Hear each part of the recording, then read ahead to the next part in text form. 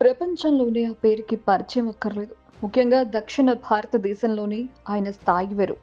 ఇరుగు తెలుగు రాష్ట్రాల్లో ప్రముఖ రాజకీయ నాయకుడు, సినీ హీరో మెగాస్టార్ చిరంజీవి పేరు ప్రస్తుతం మళ్ళీ రాజకీయ వర్గాల్లో చర్చకు దారితీసింది. ఇటీవల బీజేపీ తెలంగాణ రాష్ట్ర అధ్యక్షుడు, కేంద్ర మంత్రి కిషన్ రెడ్డి మీడియా ప్రతినిధులతో చిట్ చాట్ నిర్వహించారు.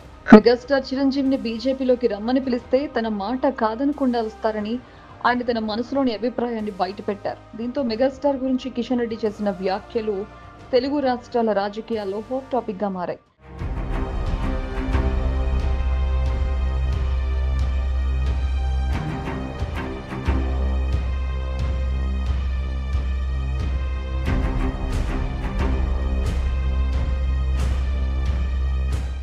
వాస్తవానికి కేంద్ర మంత్రి కిషన్ రెడ్డి చెప్పిన దాంట్లో తప్పేం లేదు. ఆయనకు చిరంజీవితో మంచి రిలేషన్స్ ఉన్నాయి.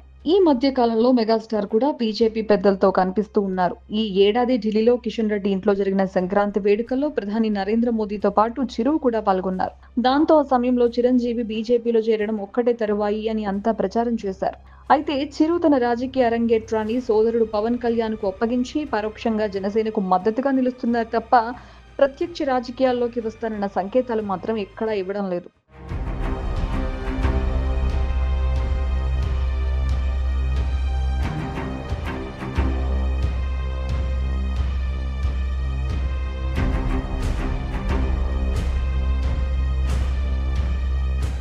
ఇక గతంలో కూడా తాను ప్రత్యక్ష రాజకీయాల నుంచి పూర్తిగా విరామం తీసుకుంటున్నట్లు చిరంజీవి అనేక సార్లు స్పష్టం చేశారు.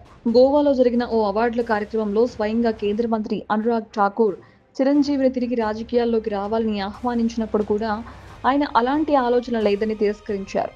అంతేకాదు, గతంలో వైసీపీ నుంచి రాజ్యసభ సీటు, బీజేపీ నుంచి రాష్ట్రపతి నామినేటెడ్ కోటాలో అవకాశం ఉందన్న ప్రచారం జరిగినా కూడా చిరు కొట్టిపడేశారు.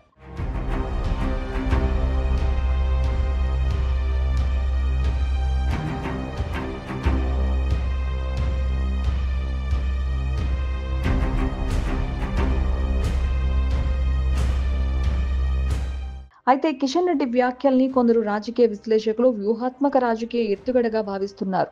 ఇప్పటికే అనేక మంది సినీ ప్రముఖులతో బీజేపీకి మంచి సంబంధాలున్నాయి. గతంలో విజయశాంతి, కోట శ్రీనివాసరావు, కృష్ణంరాజు, సుమన్, నరేష్ వంటి వాళ్ళు బీజేపీలో పనిచేసి కొందరు మంత్రులు కూడా అయ్యారు. ప్రస్తుతం కిషన్ రెడ్డి వ్యాఖ్యలు కేవలం సినీ గ్లామర్ ను పార్టీకి జోడించుకోవాలని విశ్లేషకులు అంటున్నారు. దీంతో కిషన్ రెడ్డి మాటలు కేవలం స్నేహం వరకు మాత్రమే పరిమితమని నెటిజన్లు ఆయనకు గుర్తు చేస్తున్నారు.